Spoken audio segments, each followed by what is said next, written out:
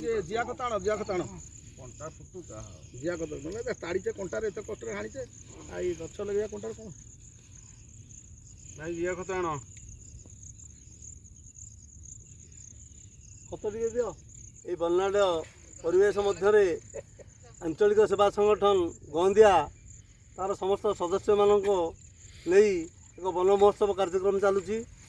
ଏହି କାର୍ଯ୍ୟକ୍ରମରେ ଆମ ସଂଗଠନର ସମସ୍ତ କାର୍ଯ୍ୟକର୍ତ୍ତା ଏବଂ ଆମର ମିଡ଼ିଆ ଭାଇ ସମସ୍ତେ ସହଯୋଗ କରୁଛନ୍ତି।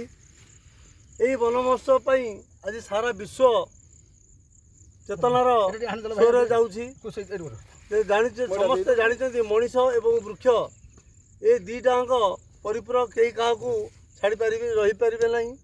ତେଣୁ ଆଜି ଯେଉଁ ବିଭିନ୍ନ ପ୍ରକାର ଗଛକୁ କଟା ଚାଲିଛି ଲୋକମାନଙ୍କ ସ୍ୱାର୍ଥ ପାଇଁ ଜଙ୍ଗଲ କଟା ଯାଉଛି ଏ କଟା ତାର ଫଳସ୍ୱରୂପ ଆଜି ଆମକୁ ଭଗବାନ ଏଲିନୋ ବୋଲି ଗୋଟେ ଦଣ୍ଡ ଦେଉଛନ୍ତି, ଯାହାକି ଆମେ ସ୍ୱୀକାର କରୁଛୁ ଯେ ଏଭଳି କାର୍ଯ୍ୟକ୍ରମକୁ ବା ଭଗବାନ ଯେଉଁ କୁଦୃଷ୍ଟି ଆମ ପ୍ରତି ଏଲିନୋର କୁଦୃଷ୍ଟି ପୁଣି ପୁନର୍ବାର ନ ପଡ଼ୁ ସେଥିପାଇଁ ବୃକ୍ଷରୋପଣ ଆମର ନିହାତି ଦରକାର।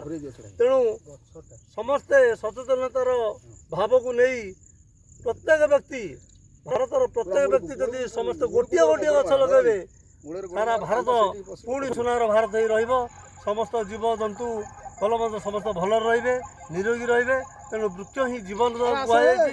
ବୃକ୍ଷକୁ ନିଶ୍ଚିତ ଭାବରେ ସମସ୍ତେ ଭଲ ପାଇ ନିଜେ ନିଜେ ସମସ୍ତେ ଗୋଟିଏ ଗୋଟିଏ ଲଗାନ୍ତୁ। ଏହା ହେଉଛି ଆଞ୍ଚଳିକ ସେବା ସଂଗଠନର ଆହ୍ୱାନ। ଜୟ ଜଗନ୍ନାଥ।